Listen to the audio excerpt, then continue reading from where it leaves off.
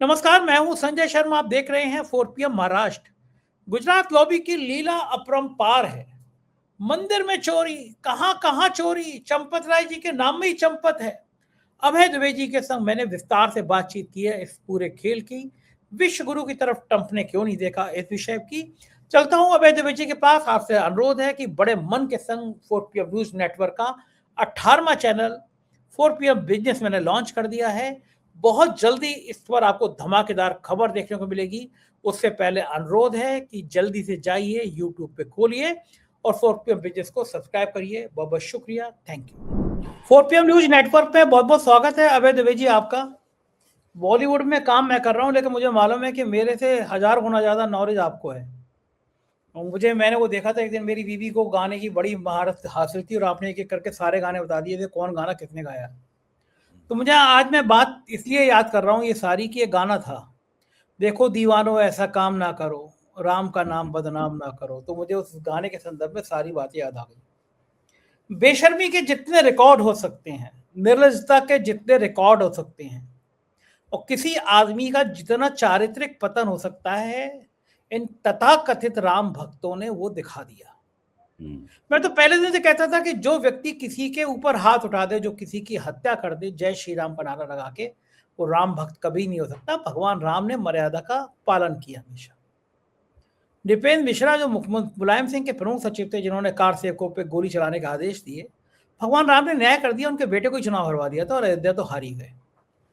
इतना बड़े बड़े घोटाले सामने आ रहे हैं। अब तो पता चला शिलालेख तक चोरी कर गए, शिलाएं जो होती वो चोरी कर गए।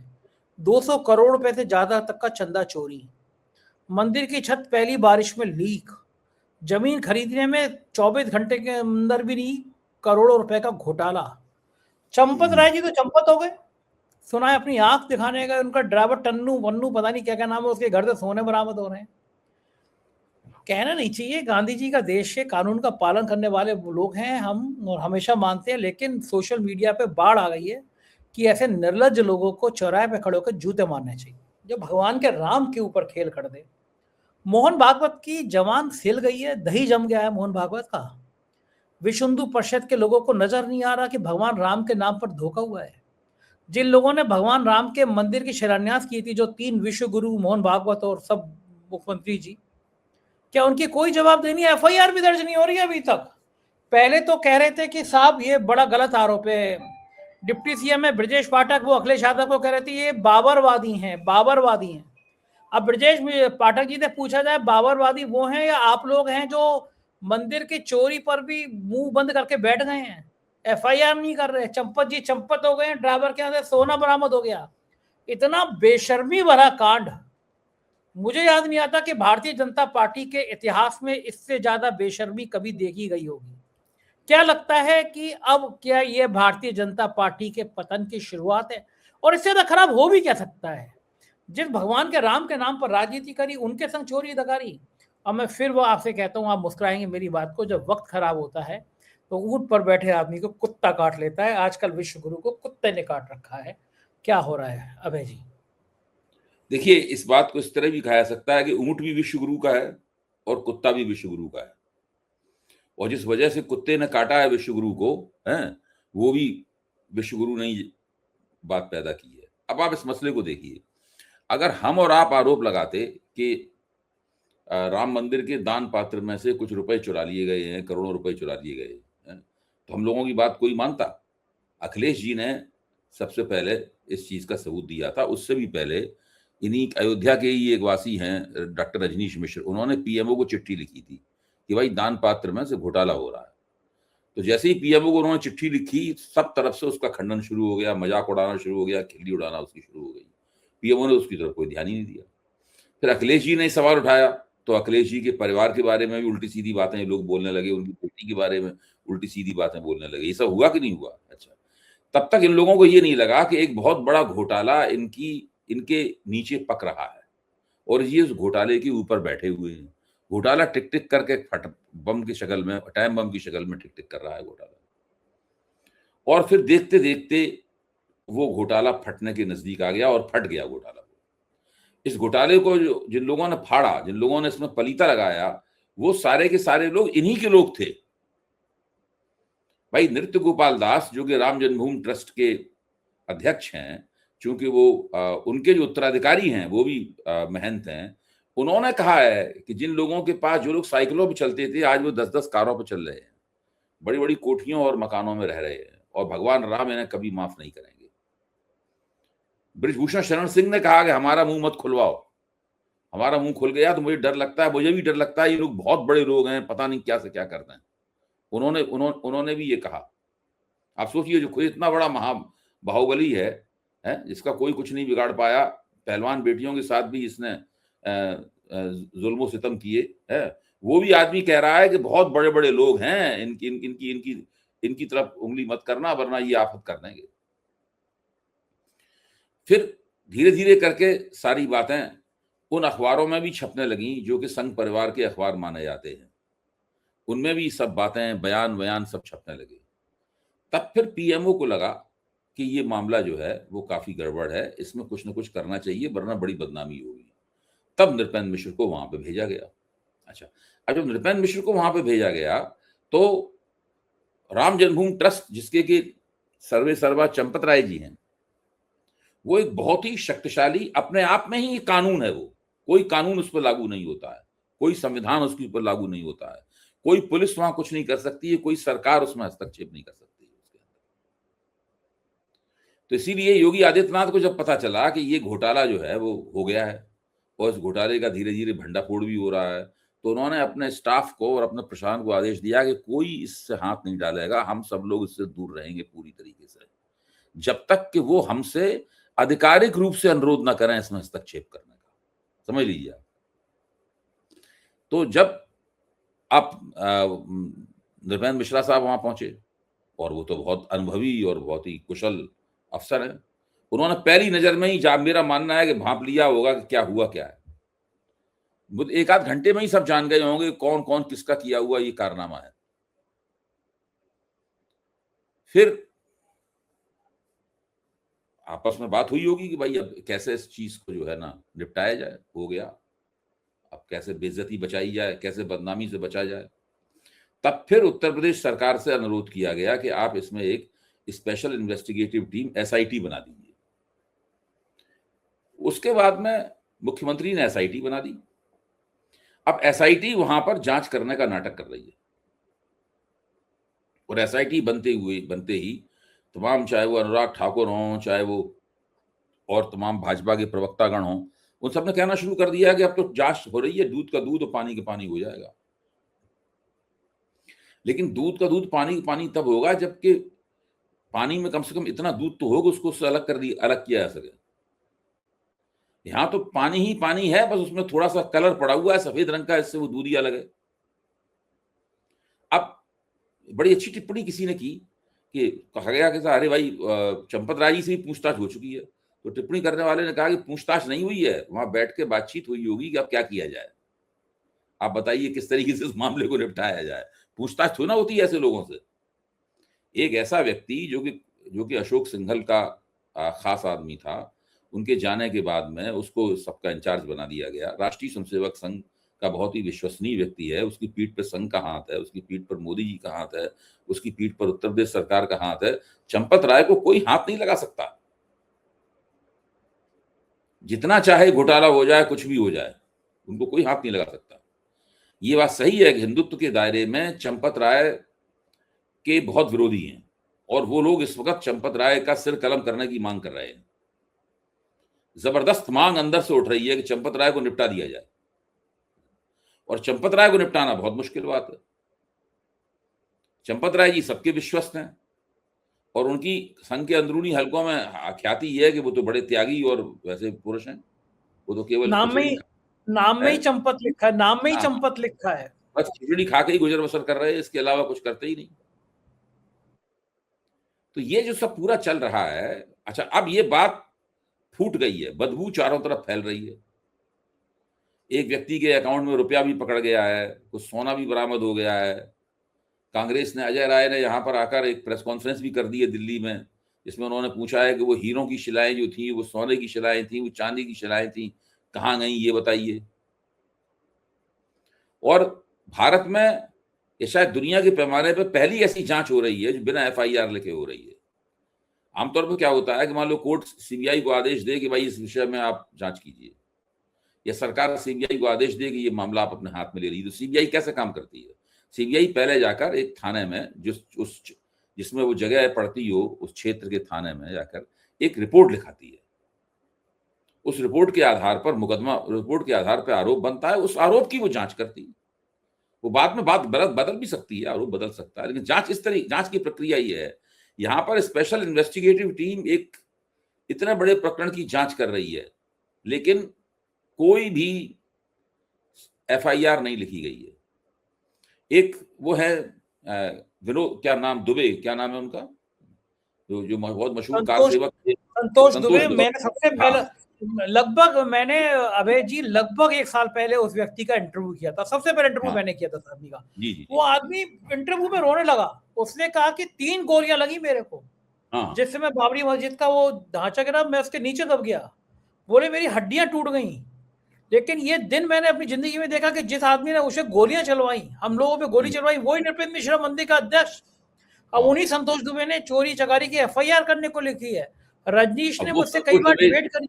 वो संतोष दुबे जो हैं वो एफआईआर वहां पे अर्जी भेज दी है। एफआईआर तो दर्ज नहीं हुई अभी तक।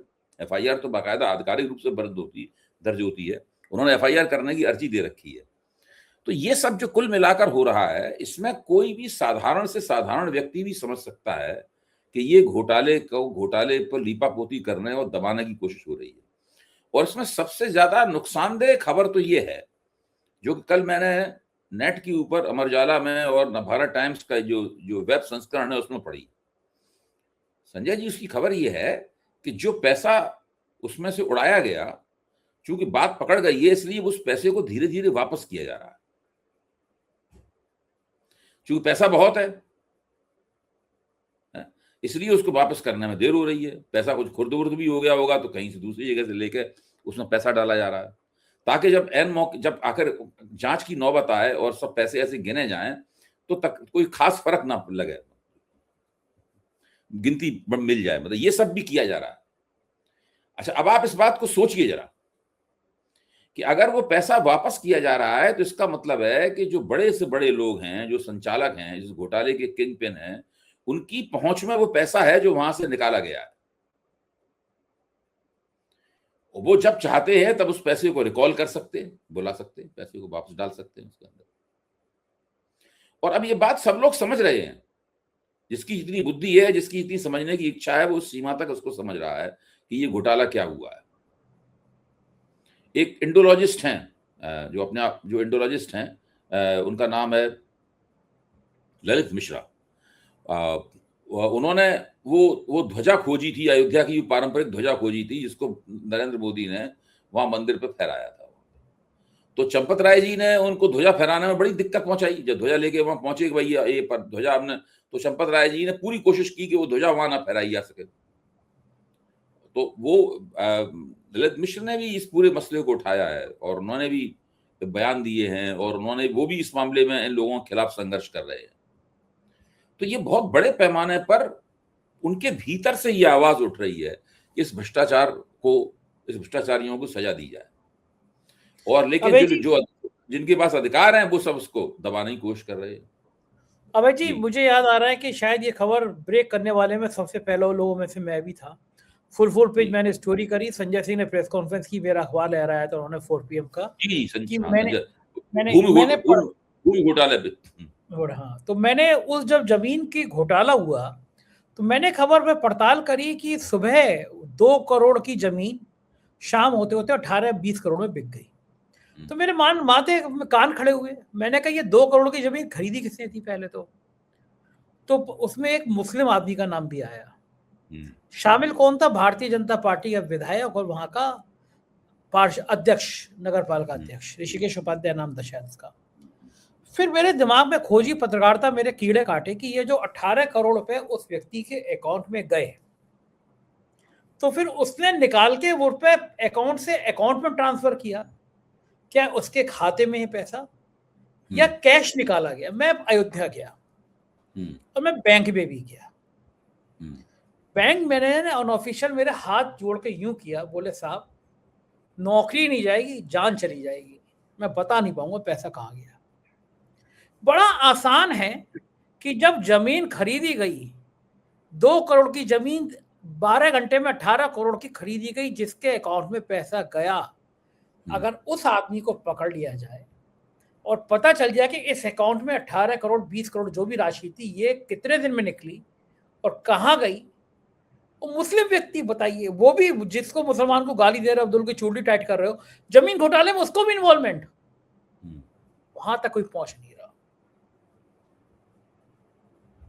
पहुंचना चाहिए ना अभय जी, पता करना चाहिए ना रुपए कहाँ गए। नहीं देखिए, अब मीडिया पे कब्जा करने का यही तो फायदा है।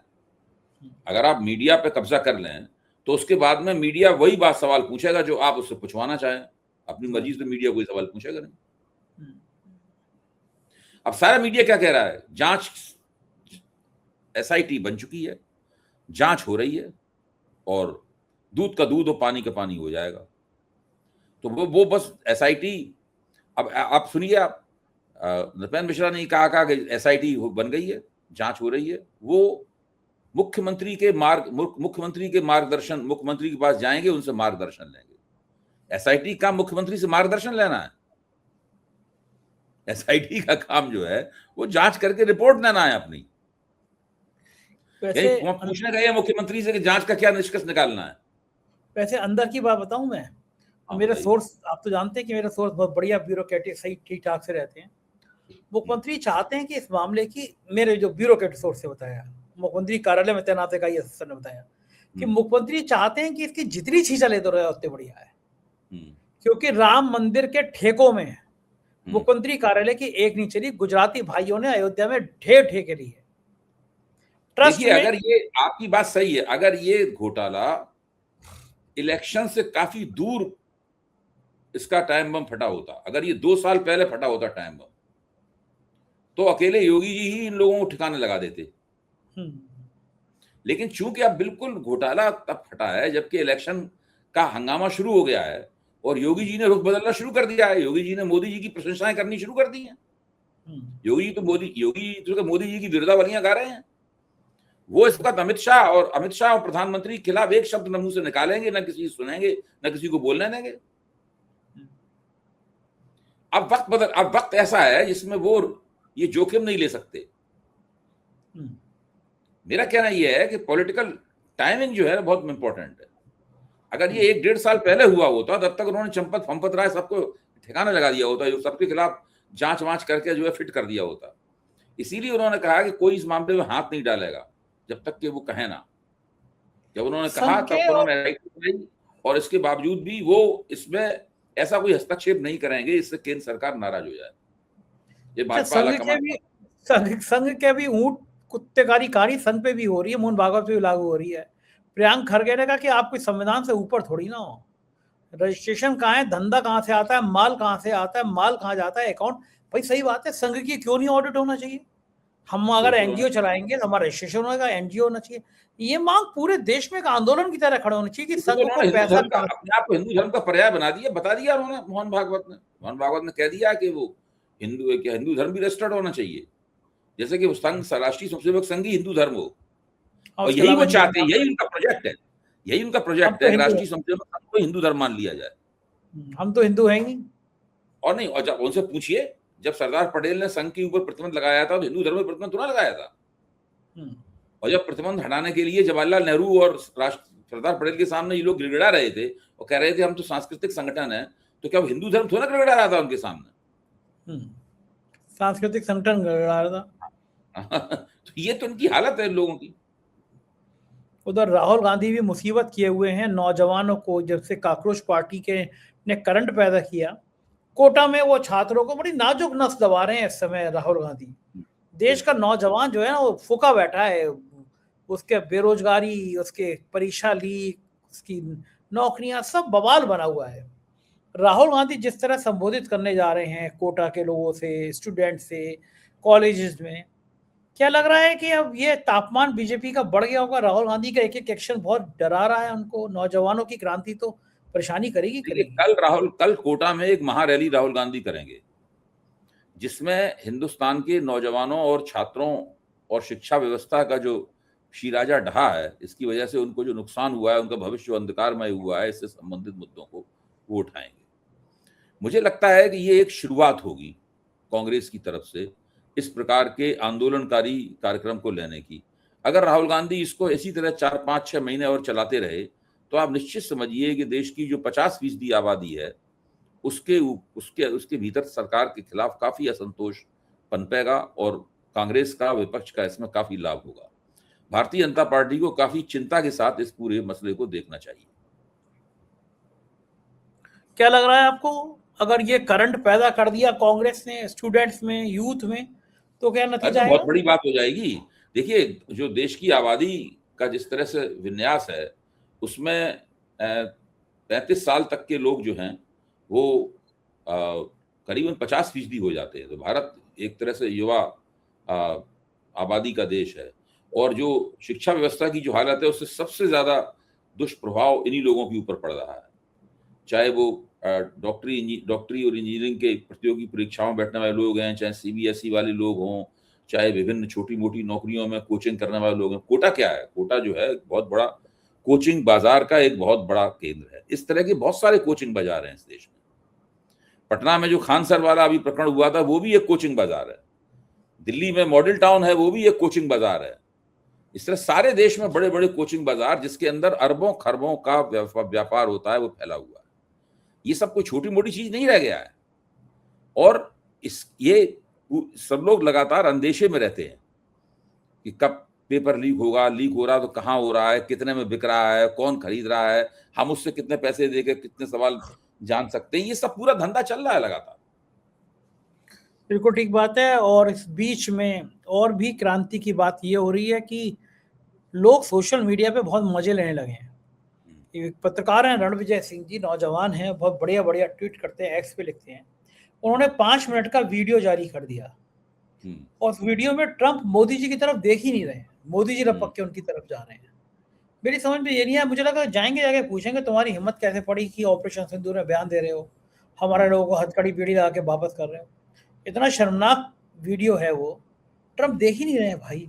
हमारे विश्व माय फ्रेंड, जरा मुझे फॉरवर्ड कीजिए वीडियो, मैं भी देखूंगा। मैं भेजूंगा। मतलब क्या सोचिए कि कितनी, अपने दोस्त को कोई ऐसे कैसे भूल सकता है। तो कुंभ के मेले के टाइप के दोस्त थे, पूरे देश में गोबर जिनके दिमाग में भरा हुआ है वो ट्रंप के नाम पे हवन कर रहे थे ट्रंप के बनने पर, और माय फ्रेंड ट्रंप भूल गए अपने दोस्त को। ये तो खराब बात है ना ट्रंप की भी। क्यों कर रहे हैं ट्रंप ऐसा? आपके यहाँ तो उम्मीद ये की जा रही थी कि जब वहां पे G7 में मोदी जी यहाँ पे ऑब्जर्वर मेंबर के तौर पर बुलाए गए हैं, वहां पर जब डोनाल्ड ट्रंप से ये मिलेंगे तो मोदी जी उनसे शिकायत करेंगे कि भाई आपके विदेश मंत्री ने हमारे विदेश मंत्री के साथ बदतमीजी की और आपके फौज ने बिना बड़े अन्यायपूर्ण तरीके से हमारे 3 भारतीयों को मिसाइल दाग के मार दिया। और जब हमने उस पर एक औपचारिक विरोध व्यक्त किया तो आपके विदेश मंत्री ने फोन करके हमारे विदेश मंत्री के साथ अशिष्टता की। तो मोदी जी आपका मोदी जी को कहना चाहिए था। सब लोग कह रहे थे कि मोदी जी जो है वो माय फ्रेंड डोनाल्ड से कहेंगे कि भाई ये सब नहीं करना चाहिए, लेकिन आप तो बता रहे हैं कि डोनाल्ड ट्रंप की तरफ देख ही नहीं रहे थे। बड़ी समस्या है, मतलब ऐसा करना नहीं चाहिए। लेकिन बहुत बहुत शुक्रिया अभय जी, देखते हैं क्या होते हैं। कल परम आदरणीय अंजना ओम कश्यप जी का मुकदमे की तारीख है, खान सर और मेरी। कल पता चलेगा कि मेरे वीडियो हटते हैं, माननीय न्यायालय क्या करता है। हम लोग भी सोचे बैठे हैं अगर हाई कोर्ट में राहत नहीं हुई तो सुप्रीम कोर्ट जाएंगे। लड़ाई तो लंबी लड़ेंगे, ऐसे थोड़ी ना मानेंगे। शुक्रिया अभय जी, कल बताऊंगा आपको क्या होता है, दर्शकों को भी बताऊंगा। थैंक यू, धन्यवाद। ये थे अभय दवे जी। और मुझे लगता है आज की बात आपको सुन के लगा होगा कि कितने नटवर लाल लोग हैं ये। आपने मेरी बात मान ली होगी, 4 PM बिजनेस को ज्वाइन कर लिया होगा। और मैं बिजनेस में बहुत बड़ी बड़ी खबरें जो आपकी जिंदगी से जुड़ी हैं वो जरूर देता रहूंगा। शुक्रिया, थैंक यू।